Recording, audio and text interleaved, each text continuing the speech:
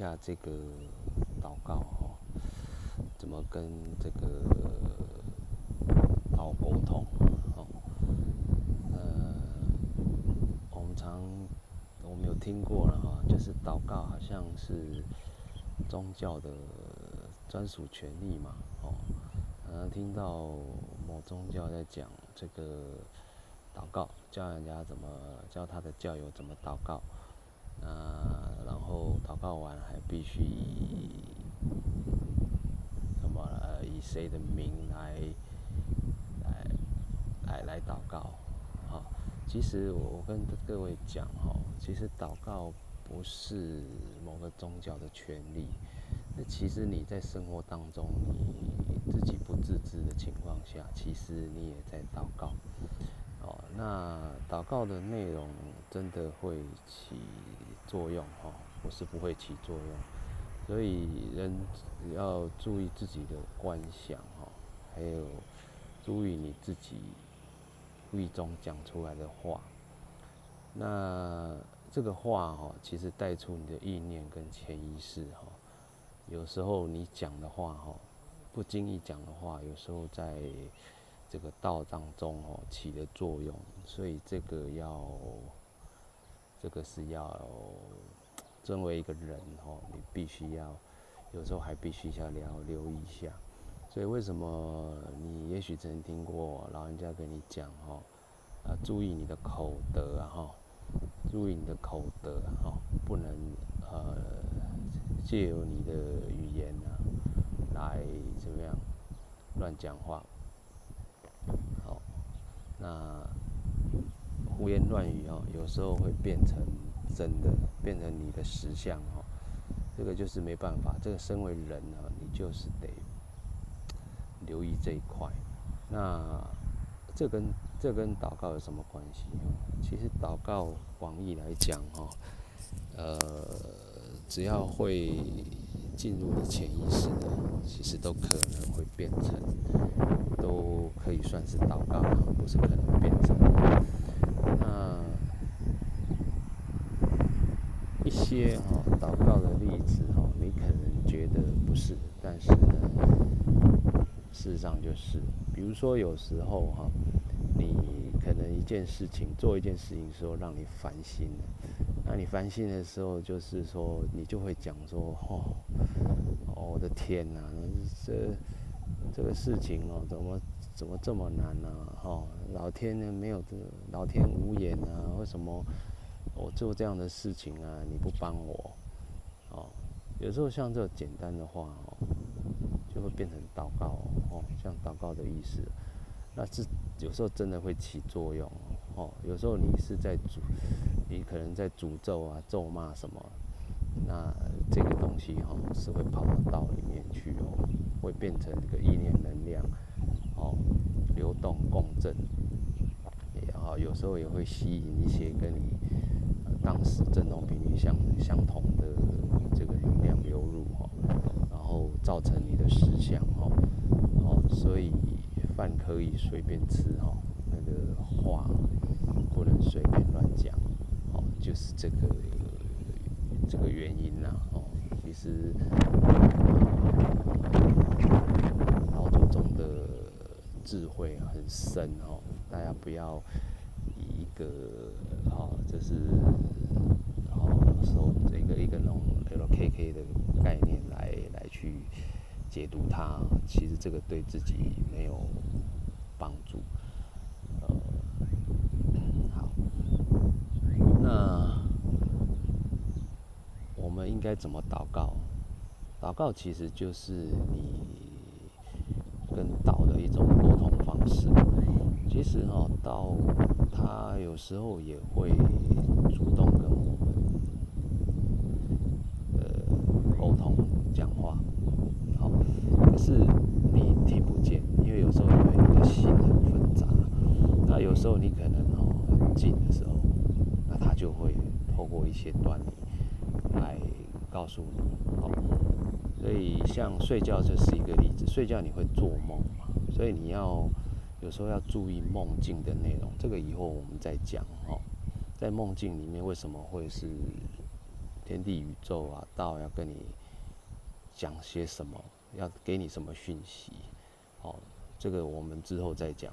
那我们现在讲的这一段，就是说你在日常生活当中，你碰到的一些现象，其实是这个道在跟你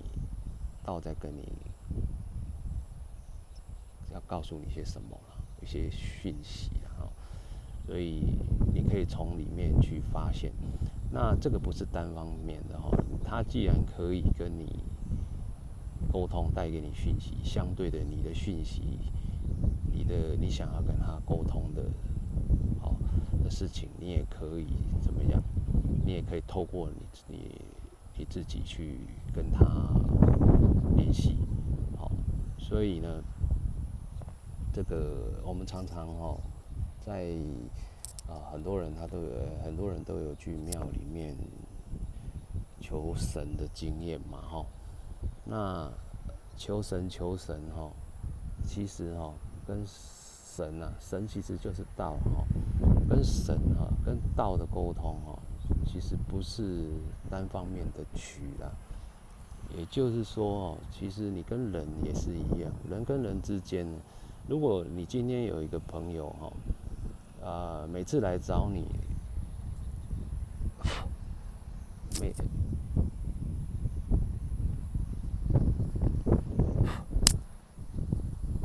每次来找你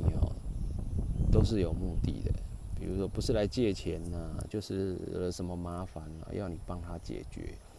那这样的模式就是什么？下次你在看到这个人远远看到这个人的时候，你就知道无事不登三宝殿，一定有什么事才会来找你。相对我们跟神的关系也是一样，我们跟神的关系也是一样，不能，我们跟神的关系也是一样，不能你有事情的时候才要去找他，平常就要沟通，平常就要联系，那你平常都有联系的时候，怎么联系？就是跟他闲聊嘛，你不要太严肃，就是跟他闲聊，不一定是有所求我要求财，我要求你帮我解决什么事情才去找他。那事实上呢，你平常就可以跟他闲聊，你今天遇到什么，或者是你纯粹只是一种心理，有什么想要说，就告诉他，就跟他讲。其实跟他讲就是跟你自己讲的意思。那你这个跟他讲的过程中，关系。那等到你真正有事情的时候，你真正需要他帮忙的时候，才会比较容易起作用。那我们举个例比如说你去庙里求我们常常遇到说你去庙里拜拜的时候你最常跟神讲的可能是什么？可能是求财嘛。内容是怎么样？神请你给我一大笔钱或者是我要发财那这个请你就给我一笔财一笔财富让我发财这样。那好，假设你是神你听到这样的祈求，你会怎么样？你只是要求财，那请问你求财要干什么？你还是要讲你自己对你自己要有交代嘛，不然你要这些钱做什么？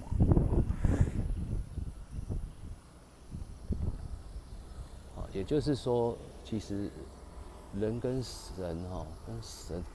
跟人之间的沟通方式的人际关系的方式，其实并没有什么太大的不同。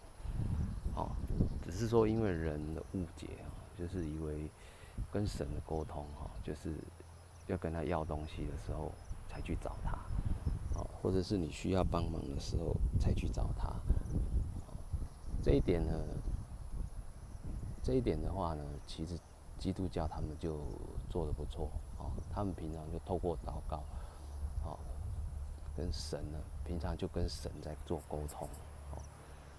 这一点其实他们做得相当不错了。那但至于其他一般人，可能就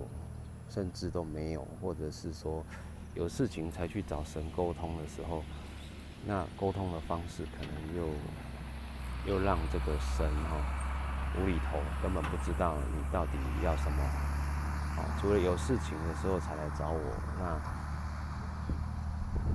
那来找我的时候又说得不清不楚的如果你是神，你可能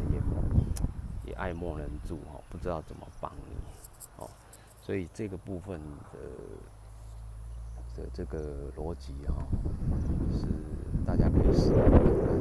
然后你可以做一些改变。好，那这一段就先这样。OK， 拜拜。